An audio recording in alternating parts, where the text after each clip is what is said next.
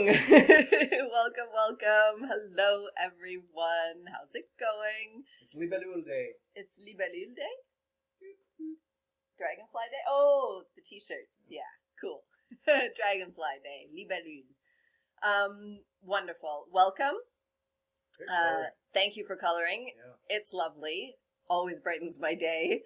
Please join us on the chat if you're not there yet. And if you want to open up another web browser, we will be using Menti today. So www.menti.com, MENTI. Could you do that like the Mickey Mouse Club? Wait, like how? MENTI. Oh my goodness! Am I too young or too old for Mickey Mouse Club? You are far too young. I am very old. I also think I've had 3 more coffees than you. I've had 3 more coffees than you. 3 more coffees, 3 more coffees. I've had 3 more coffees than you. Smith on coffee. It's not good. Okay, so I am too young because Mickey Mouse Club was not a part of my childhood. Okay, so a little bit of kind of like announcements related to the course.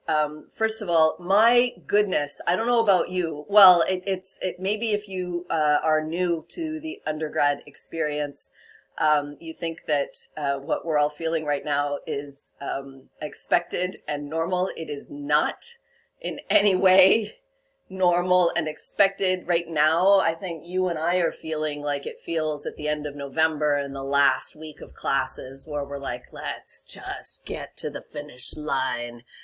And if you're feeling that level of fatigue, it's fine. It's not fine, but it's what we're all feeling, I think. Some of you seem to be doing great, which is wonderful, and I'm just delighted that that your experiences are positive. And I think more of us are not having positive experiences. So no class next week at all. The seminar stuff is still required. We still have to like keep on pace and everything like that. So you do have the seminar, but there is no Wednesday class and there's no Monday class because that's Thanksgiving. So are we going to do a Tuesday class? No. Oh. we are not going to do a Tuesday class. So yeah. Just to kind of like take a little bit of a breath, a little bit of a breather. Everything is on the calendar, on the schedule, and so if you see it there as a requirement, then it is still a requirement. But if you don't see that, we will not have a synchronous class on Wednesday. We will be around, available for drop-in if you want. That's no problem. But don't feel like you have to show up because we're not going to do this kind of class type thing on Wednesday the 13th. Hoping that all of you have... That's a spooky day. No, it's not. No. Hoping that all of you have some safe and supportive and exciting plans for Thanksgiving. We do. We are, for Thanksgiving on Friday, we are... giving thanks. We're going to take the kids to Alex's family's farm, and we are going to have an outdoor Thanksgiving meal. We didn't have any Thanksgiving meal with the family last year, and so we're really excited to do that. Yeah, we will eat outside. Hopefully it won't be We're too going cold. to see the new donkey. Oh yeah, the new donkey. Yay. Everybody's pretty excited about Snowball, the new donkey. She's pretty cool. And pretty supportive of toddler introductions. She allowed our children to ride on her. I know, it's pretty cool. Yeah. Okay. So, if you hadn't seen, some of you, I just want to say thanks in the chat. Some of you have looked at the announcements last week and you saw the Foxcam video. I've been filming the dens, various dens in and around the dairy bush where you've become experienced in the last week or so. And so there's foxes. I think it's kind of fun. Big trail cams let you see things that you species, animals, individuals that you share space with, but you never see. Yeah. You maybe not be aware that there's coyotes in there, that there's foxes in there. And there were 2 dens that had probably 14 kits this summer. So if you're interested in seeing some of the most adorable clown car videos of fox after fox after fox coming out of a fox den, if you click on that link or that video that's in your announcements, you can follow it back. There's a whole playlist of some of the highlights of the last couple of years of fox den videos. Wonderful. Yeah. Yeah. Smith uses this one it's here. homework, right? I Yeah, think it's homework. it's important. Smith uses photography and video. And I love the way you put it. You say that these are sort of non-filtered notebooks. Where, Digital notebooks. yeah. So if you were to write down your observations, you're filtering it through all of your experiences. And that's important too. Like, that's golden. Really cool. And by taking photos and videos, you're not putting it through that single filter of a person. So it's kind of neat. And I think it would be kind of cool to compare the difference between, writing down the notes that you take versus, taking images. And looking at, sort of the bias that you might introduce into your data set as a result of taking field notebooks. But anyway, super fun. That's a cool project for the future. And I really appreciate all the things that Dr. Smith does with these photos. It's not just going out and taking a shot. It has an incredible amount of like deliberate planning and thought into it, so that it becomes... I'm complimenting you. Thank you. I'm accepting it. Yeah, so that it becomes valuable information. And I think that's one of the true arts of biology, and where creativity plays an important role in all of that. I like that. I like the way that you said that. Yay. Because there's so much overlap in artistic creativity and scientific creativity. They are not separate parts of a Venn inside of your head. They're very, very similar. And I love the fact that, speaking about, since we're talking about the Fox video.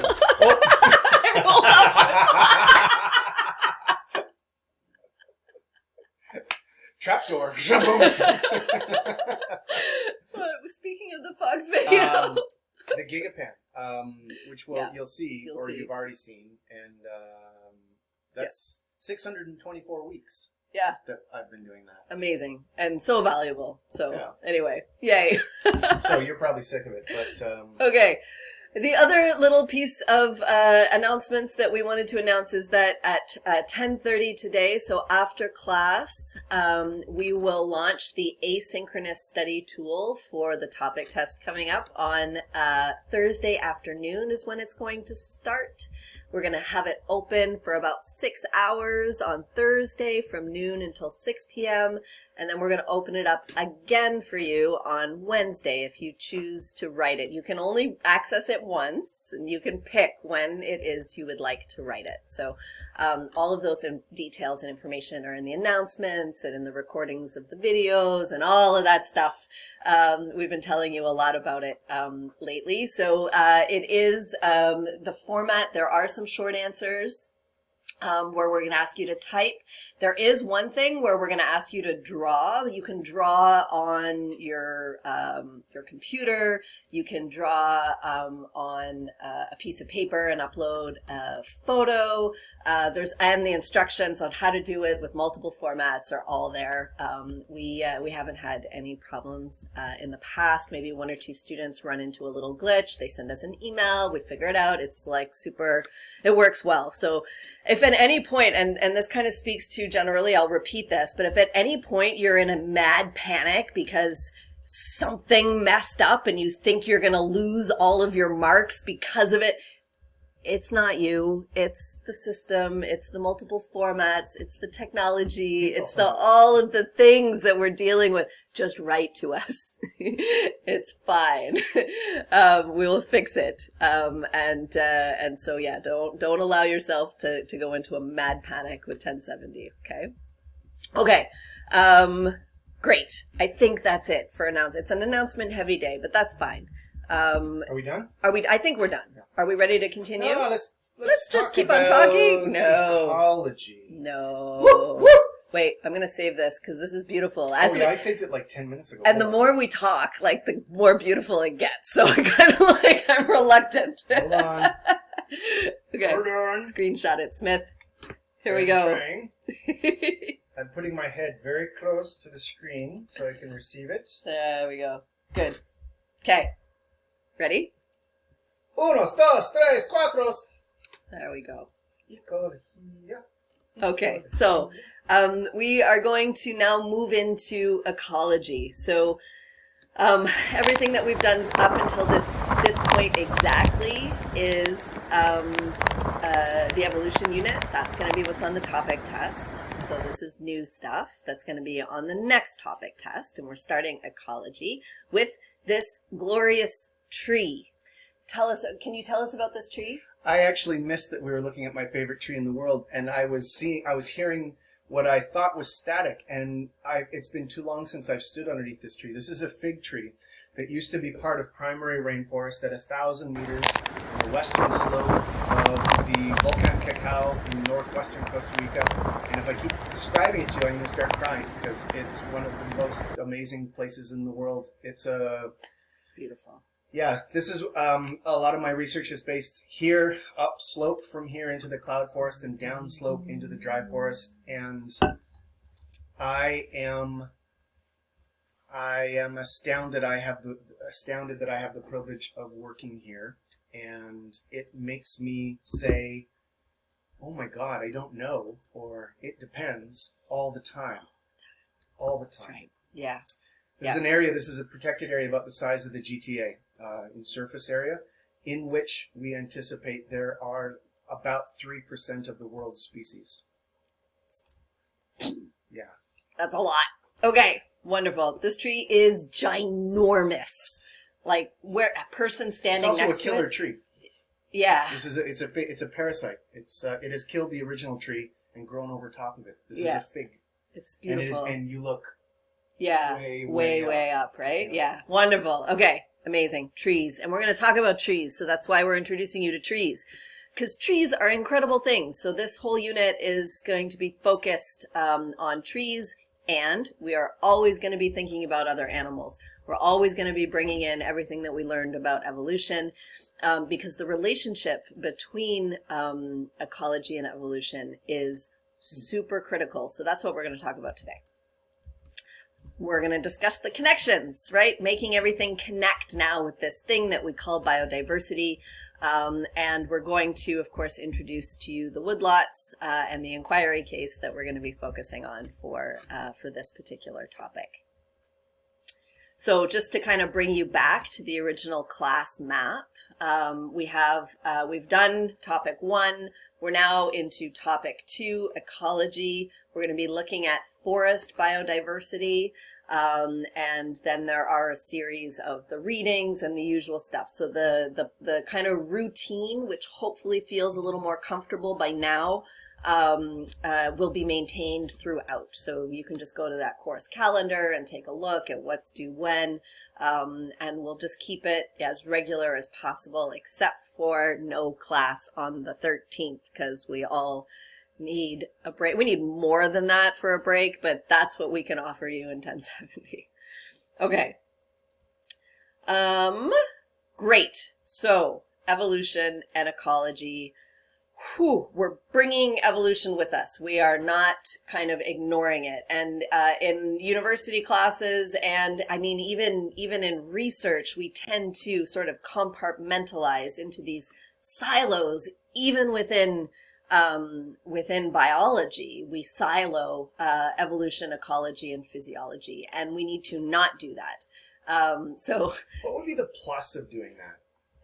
Funding streams. And I think the mistaken belief that you need to be responsible for all of the things, as opposed to you need to be coordinating with all of the people to understand the things as best as you can. I think that's it. I think in many cases, sort of more traditional, historic, uncool biologists or scientists are nervous or unable to be able to think across all things, but it wouldn't dawn on them that one way to do that is to just work with other people and get along. And I think there's been a bit of a tradition of that, especially in the way that we reward science. And so if you're on like a big grant and you're a collaborator, you get less credit than if you're just the only one. And I think it's an artificial sort of division that is restricting innovation. And so that's my big rant. Okay, so what do we mean by biodiversity? Thank you so much for those who have already started to share. Just to kind of get your brains moving. I'll share with you what your answers are in a second as soon as we get some more people on Menti. Let us know if you're having trouble accessing it. And if you are having trouble accessing it, that's totally fine. Like it's not like critical that you tell us your answers. What's critical is that you tell yourself the answer. So come up with an answer in your brain. Don't passively wait to read what other people say.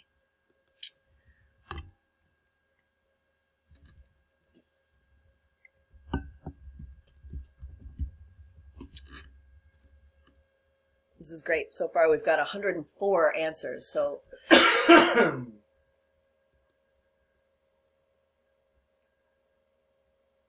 really good. Love this. Okay. Shall we? You want to? No, yeah. I just need to go back and grab it. Oh, okay. Here. Super. So let's take a look. Lots of words. We started out with, actually, it was kind of cool. Those that kind of jumped in first all started with V, variety, variation, variety, and then we went into various organisms, universe of all things. Nice. you're like way up there. Okay. Diverse ecosystems, multiple living things. I like species, many species. Super good. Fauna and flora, different organisms, number of species, variety in an ecosystem. Biodiversity means the variation within species, variation of species, and variation of ecosystems. Bam! Like all of that stuff all together. Variation between species found in certain ecosystems and between varying ecosystems. That's a lot. Like to unpack that, try to unpack that. It's a lot. And delightful. Okay. So, abundance of species. I like that. Species. I like that somebody's brought up genetics. There's genetics. Bing, bing, bing. Good. Wonderful. This is really good. Good. Nature, plants. Danny Roja. Biodiversity is live! Live! Okay. Danny Roja. Number of different species in a population. Okay, so there's a little bit of a thing. I would just change that to say number of different species in a community, because a population is only one species. Distribution of different species in an area. That's good. I like that. Super good. Okay. Yes. I think. Therefore, I'm a biologist. Yes. Okay.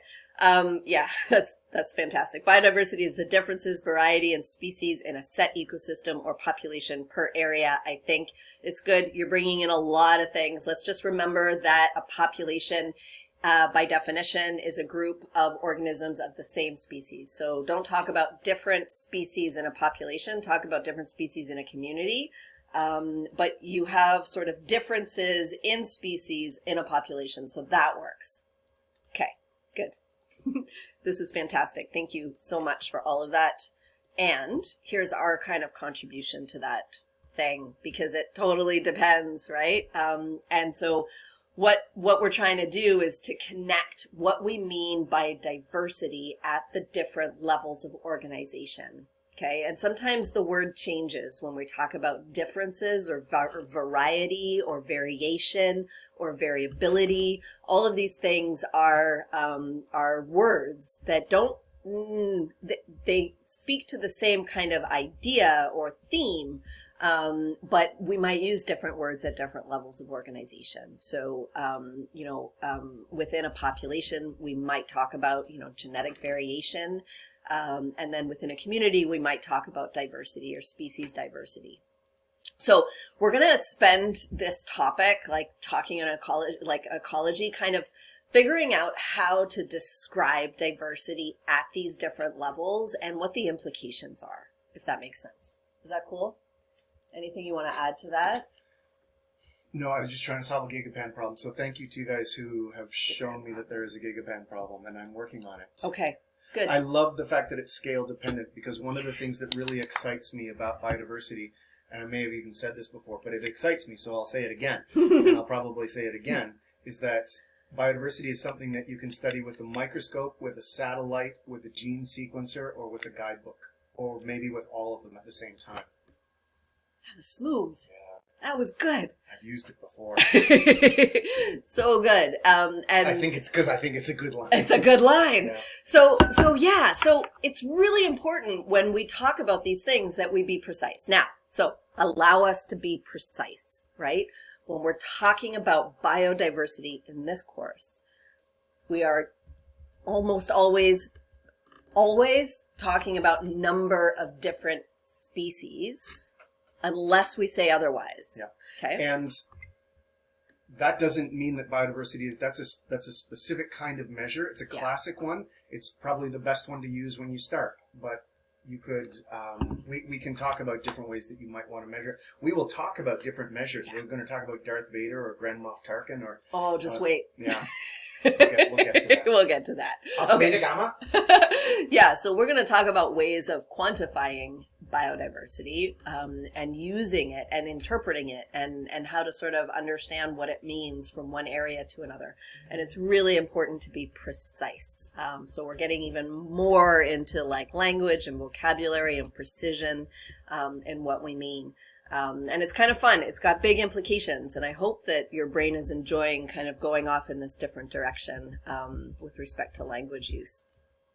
Okay, so, oh, dude, you should stop fixing the gigapran problem. Okay, so one of the things that I like about this, and one of the reasons, again, another reason Smith just runs around in a state of caffeination and excitement, is the fact that the number of species, if you're in physics, if you're a physics major, if you're in chemistry, if you're a chem major, people will ask you maybe at the holidays that are coming up. So tell me about, I took some physics when I was at school. Tell me about a meter. Tell me about a mole. Tell me about these fundamental units of physics or chemistry. And generally, independent of where you were trained and when, people agree what a meter is. People agree what a mole is. Avogadro's number, anyhow. But what a species is and how many species we have, these are elemental, fundamental units to the study of biology. And we have close to 36 different definitions of what a species is. Yeah. And we have an unknown number of species. We have what I can tell you, as of today, there are just under 2 million named eukaryotic species. Hey, and this Smith, is kind of how, yes. How would you like to go into science where you don't know how many things there are and there are 36 different definitions for those things? I would love it because it would be like, let's explore. It would be like, put me on the Beagle, put me in the magic school bus, send me out the door. There's still work to be done. Amazing. And so I think of this, it's a square, but Thanksgiving is coming, so I'm going to talk about it as a pie, as a meat pie of tourtière. And so these blocks here are kind of what proportion of named diversity is part of each one of those blocks. So if this was a meat pie, it would taste a lot like bugs. You'd have a little hint of flowering plants and algae, not a whole bunch of vertebrates, but this is where most of the diversity is. Total diversity is not known. There are some people who think it may be as low as 10 million species. I'm in another group that thinks it might be as high as 1 to 200 million, which means that 250 plus years after Linnaeus, 150 years after Darwin, and we have done either 20% or 2% of the naming of the characters in this drama of life. Amazing. That's freaking exciting. It's so cool. So yeah, we know nothing. We are Jon Snow. We know nothing. Okay. Wow. Okay. Yeah. So if your brain likes this, then you're in the right place for biology. If your brain is like, oh, I'm super uncomfortable with this, just stick with us. We got some hooks for you. We got some stuff, and physics and chemistry and math and computer science, and all of those are maybe a lot more certain for your brain. But biology is not, and there are some things that you can kind of hold on to. So stay with us. Yeah, remember, like sequencers to satellites. There's stuff in there. It's good. Okay. And so we want to make this connection now, right? So ecology, evolution, biodiversity, how does it all, we'll get into physiology later. We'll talk about that connection in a few weeks.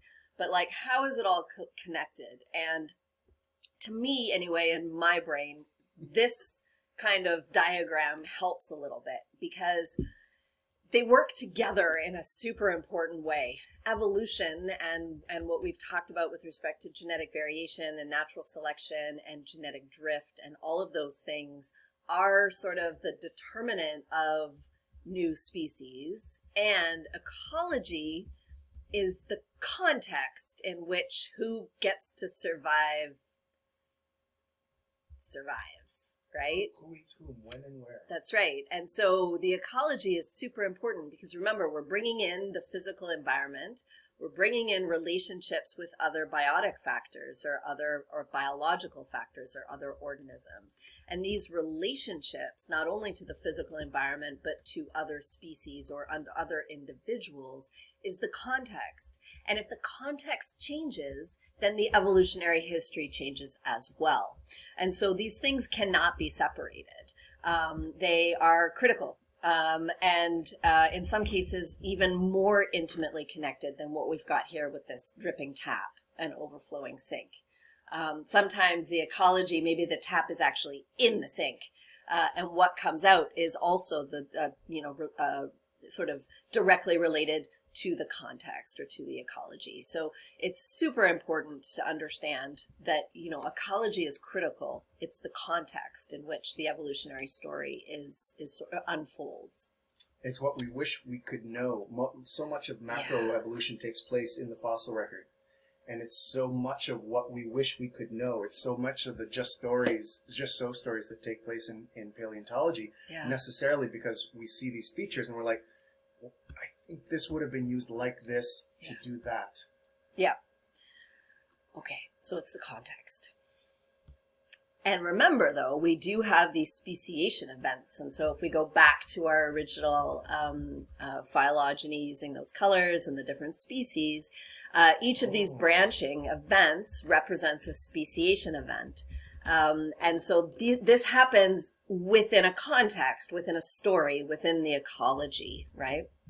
And it's important to understand then that when we're talking about ecology, we're talking about the physical environment, we're talking about relationships with other organisms, other species within a community. And this is where we get that deep and essential connection between gene flow and speciation events. Because a speciation event, speciation happens when there is a barrier to gene flow, when gene flow stops across populations or subpopulations, where there isn't this back and forth movement of individuals and reproduction events that kind of homogenize the variation that's naturally occurring as a result of mutation. Bubble, bubble, toil and trouble. Right? So this is like the deep connection. This is the context, and ecology provides those barriers to gene flow. They provide the context. Can I add a comment? Yes. A really neat comment that somebody had in the chat, which was they didn't like the faucet because it made them think that it was a 1-for-1.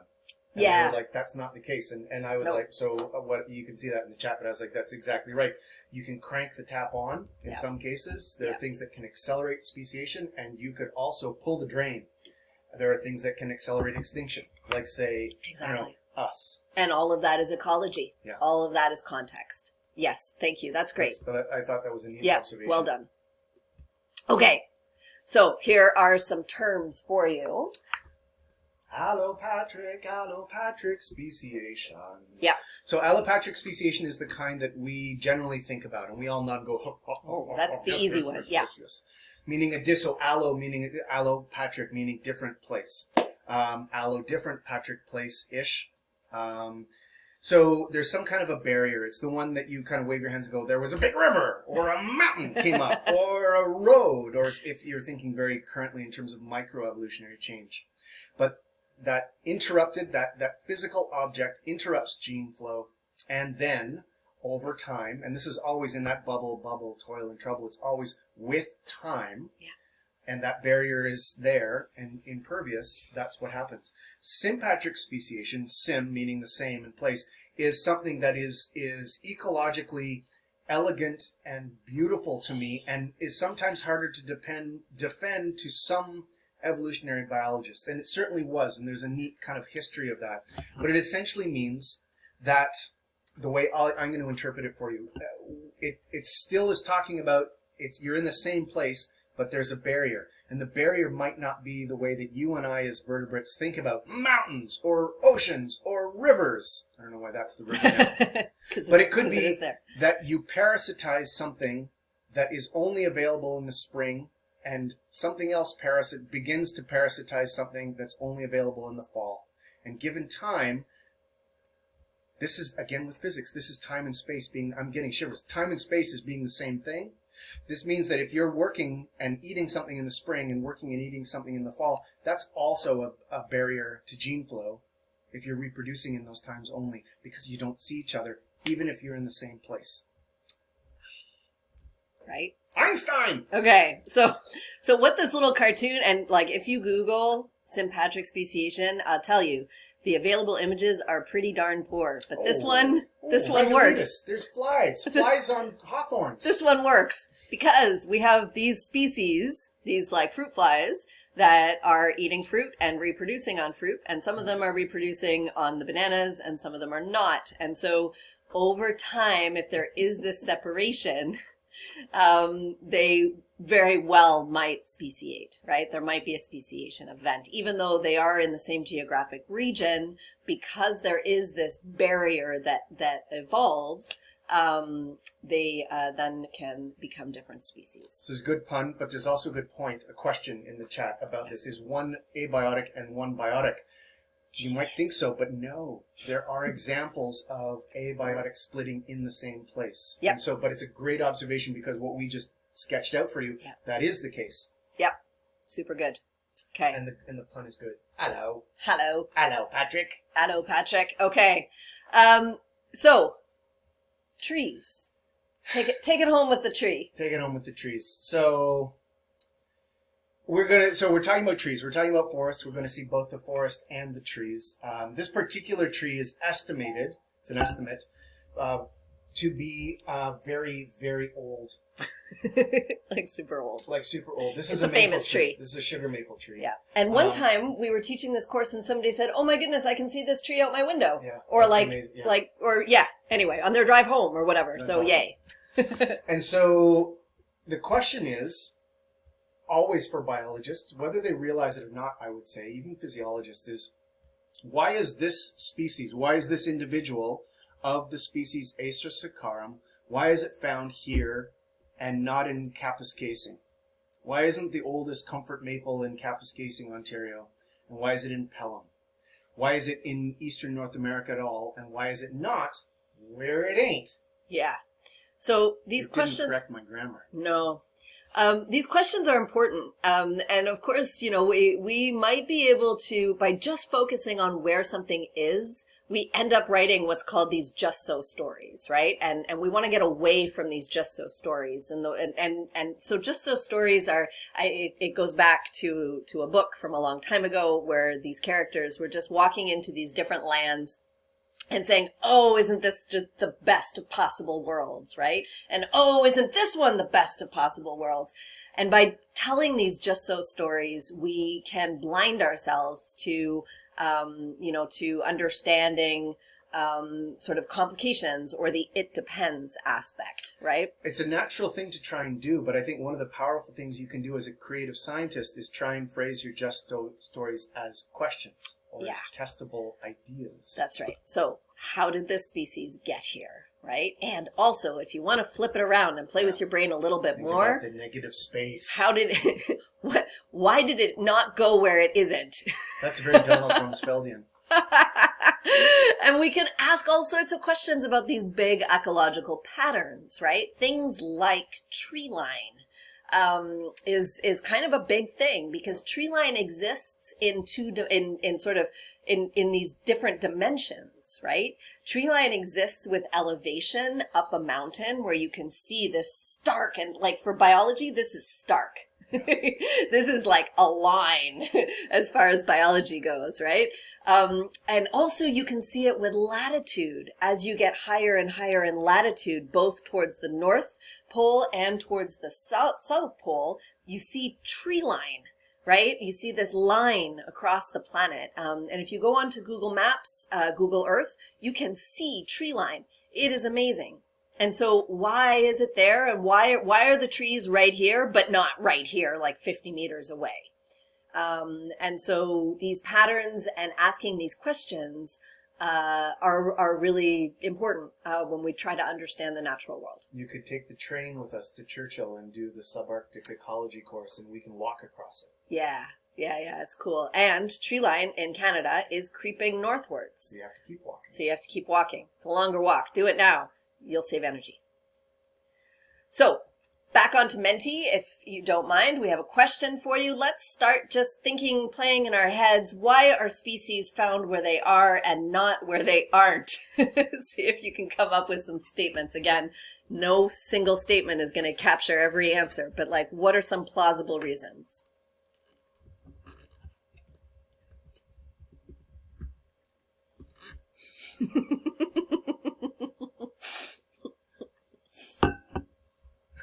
That's a very Stompin' Tom Connors. That's good. I like it. Thank you.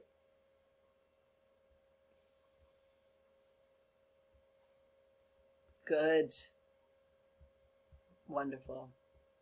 They just are. I love that one. Okay. Super good.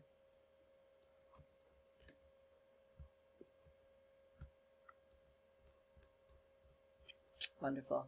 Birds. Hey, listen, anybody that wants to say it's all about birds, I'm like super fan. Okay. These are fantastic. Yes. The answer, I don't think there's a single one that's like, no. I put it in. You put it in? Oh, yeah. Okay. So, you know what I think. Yeah. Unsuitable environment, change in environment.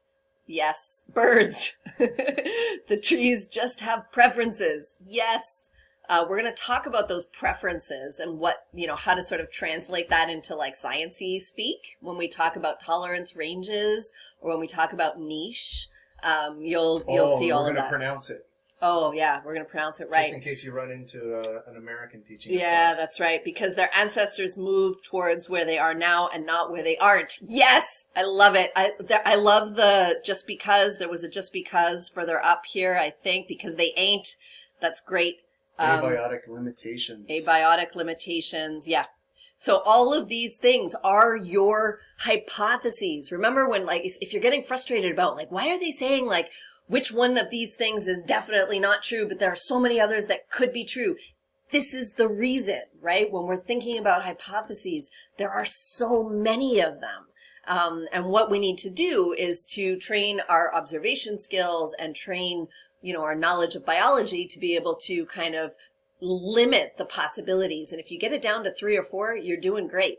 And I love the fact that you just said observation skills, because I am friends with a couple of big giant scientists who appear in the appendices of many evolution and ecology textbooks, and the fact that I get to work with them makes my hair stand up on end. And one of the things that they say again and again is they like the if-then setting of the hypothetical deductive of inferring things, of lining up your thoughts, except they wish that more effort was taken to saying all of these things start from observations. If you need to be looking around and seeing things and going, huh. In some press coverage of a paper that I wrote a few years ago, I called it the WTF moment. Nice. Yeah. What that fern is going on. And so what I would argue is if it's super reliant on people making observations, we need to have more diverse people making observations, because there's a little bit of a bias in the selection of who gets to be an ecologist, and we need more of all of you in that pool of observers. These are brilliant and wonderful. Okay. I don't see any that are like, oh my God, no. Moths. Moths. Somebody's yeah. I love it. Okay. Yes. All of these things. So this is ecology, is all of these things, and this is what an ecologist does when they try to figure out why things are where they are, and also not where they aren't, is really important to understanding things like tree line. But here's some vocabulary that we're going to throw at you. You're going to need to like process this and spend time, right?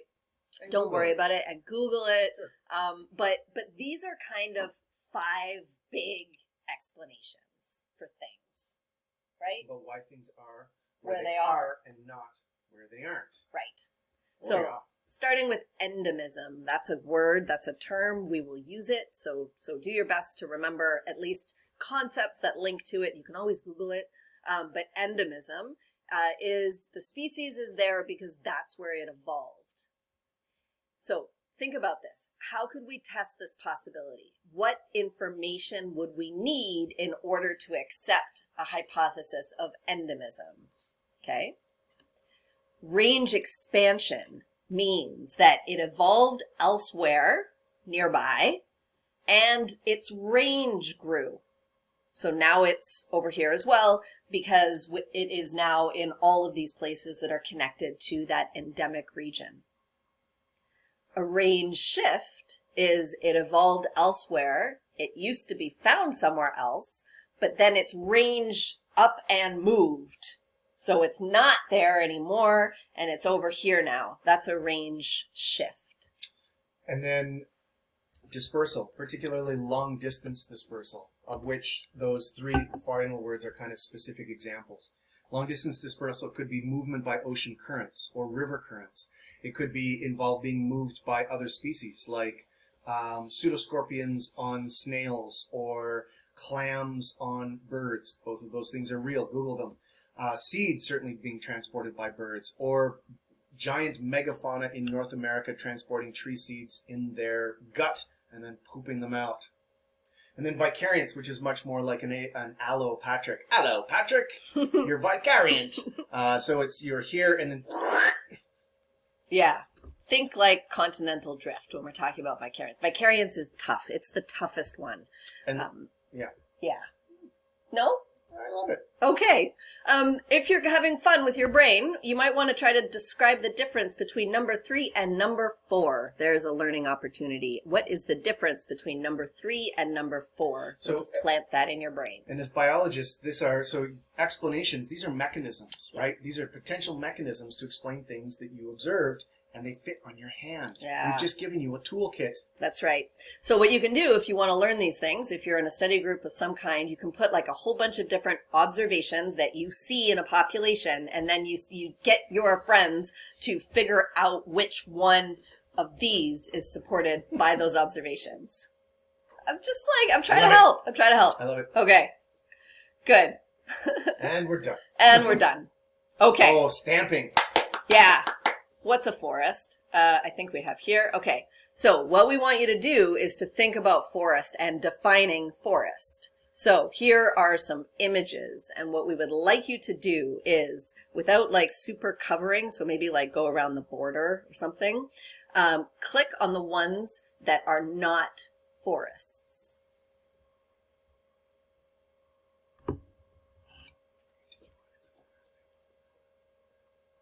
That are not forests. Yeah, we're doing not forests. Okay. It's okay.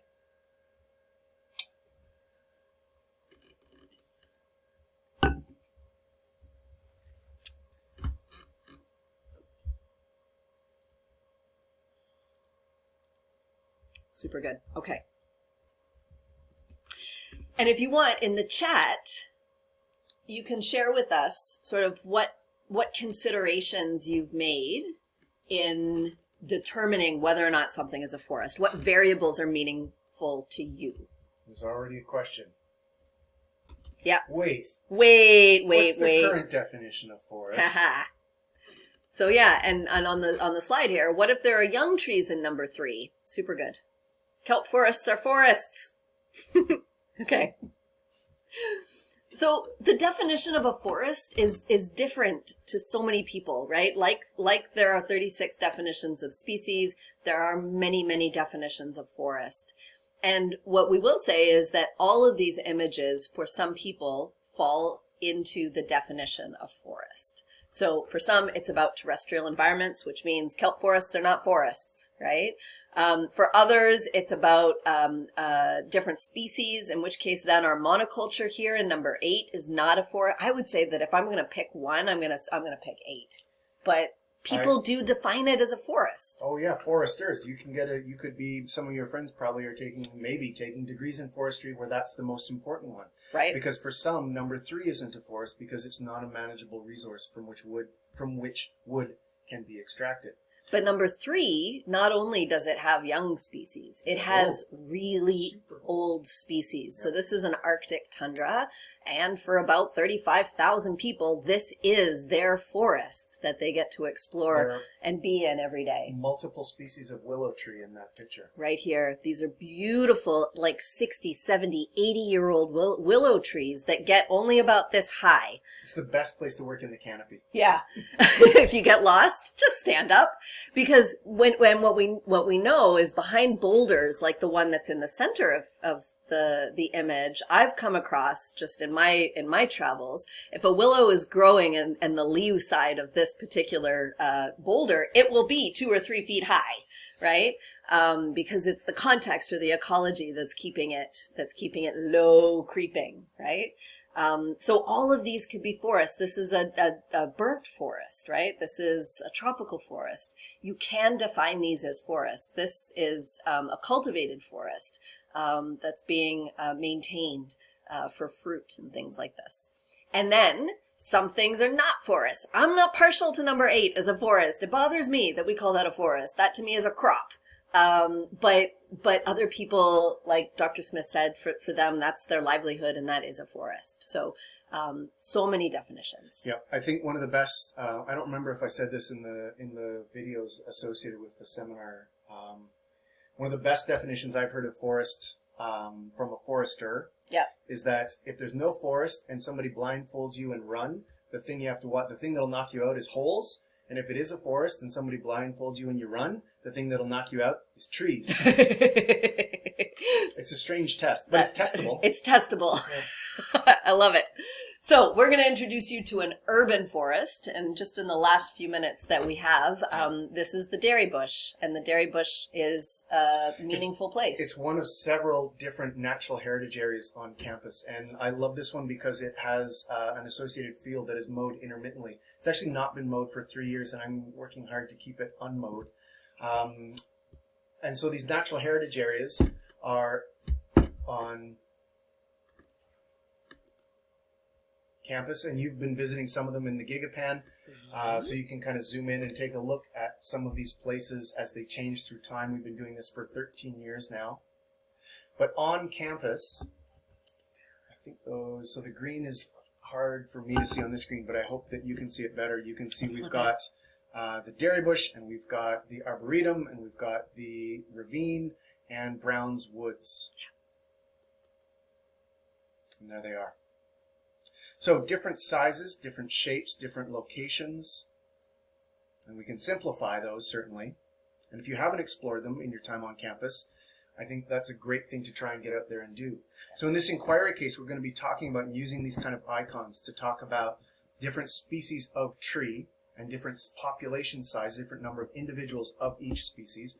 So these are kind of some colored icons of what literally what the shape of a buckthorn tree would look like, or the shape of a white pine would look like, or the shape of this mobile species that people are moving around called garlic mustard. Now, one thing that I will say is don't get caught up too much on like, is this a sugar maple or a white ash? Some of the colors come out different on your screens or in different places, whatever. You decide, you predetermine, define, and then do the homework. It's fine. Like, I don't care if there are 26 maple or 24 maple. We're not going to be marking you on that, right? And we're not going to mark you on the ability to identify the silhouette of a sugar maple. Like, just, you decide what it is and then be consistent across and you'll be totally fine, okay? There's people already volunteering to go out and chain themselves to the oh yeah, love it. If you're gonna we'll mobilize the troops. Okay, so Dr. Smith put together these kind of icon type in order to make it easier for you to work with, right? So imagine then that this is representative of the dairy bush biodiversity of trees.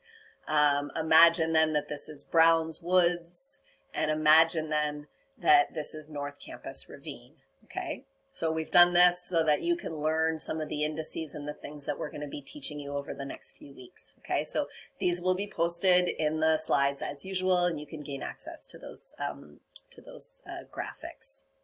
Now, you have done a little bit of reading, I hope, already about all of this. So imagine today, with the information that you have in the last few minutes of class, our question to you is, if you had to bulldoze one of these in order to put up a condo, which one would you do it? Just stamp for us on top, please.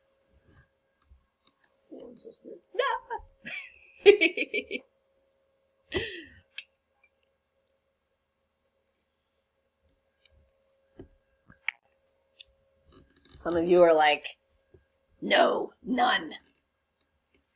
Oh, you know what?